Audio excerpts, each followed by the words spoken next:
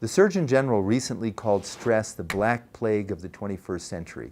He said that because modern medicine has no magic pill that we can take to prevent it or to cure it. However, I'm going to tell you some simple, natural, evidence-based tools that you can do in everyday life that can help not just reduce stress, but actually cure it.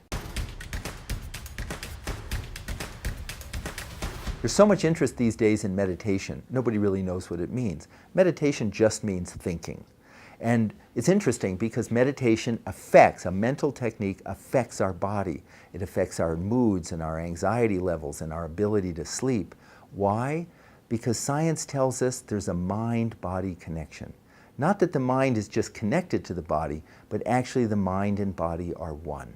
So let's just take a moment and look at this idea of meditation and thinking. According to research, there's 3 basic types of meditation.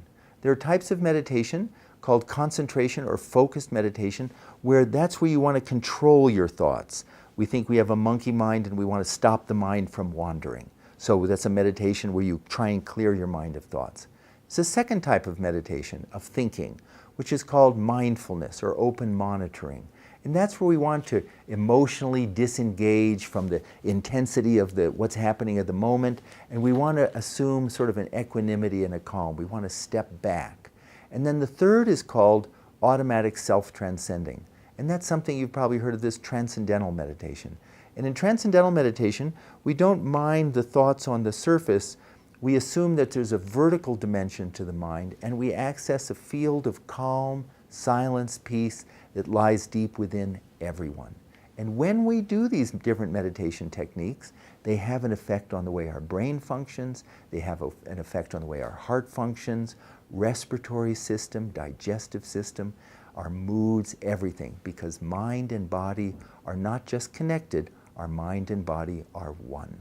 In addition to meditating, which is sort of exercise from the neck up, then there's many different things that we can do from exercise from the neck down.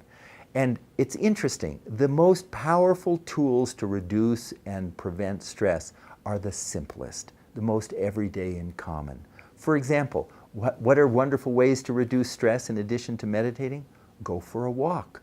Every day go for a walk. 10 or 15 minutes outside, even if it's freezing cold, bundle up, go for a walk. Another really important thing you can do, disengage from technology.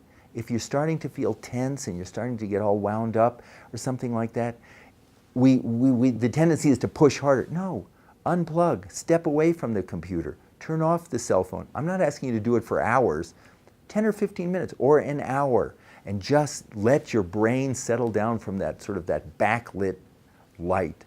A third really important thing you can do, which is completely underappreciated and yet is super powerful, get a good night's sleep. Now that's easier said than done for some people, but there are easy things we can do for that. Go to bed earlier. Again, disengage from technology an hour before. Here's an interesting thing. Your room shouldn't be too warm. Your room should sort of be cool. Layer blankets on top of you, but a cooler room. Don't drink coffee or caffeinated drinks an hour or so before bed. Or a big meal. All these things, walking, disengaging from technology, going to bed earlier, they don't cost a ton of money. And yet research shows they are in many ways more powerful than the most expensive drugs. I'm not saying you shouldn't take medication if your doctor has you on a prescription, but we don't want to live the rest of our life just on prescription medications. We want to take control of our health. We want to respect that mind-body connection. And I would like to conclude by saying, do learn a meditation practice, but take it seriously. Don't just dabble. Don't just sort of try something online where it's just a little guided meditation and then you do it once and don't do it. Find a legitimate teacher, get instruction. You can go online, you can find it. There should be research that backs it up. There shouldn't be any religion or belief involved. This is a human being thing and it can transform your life.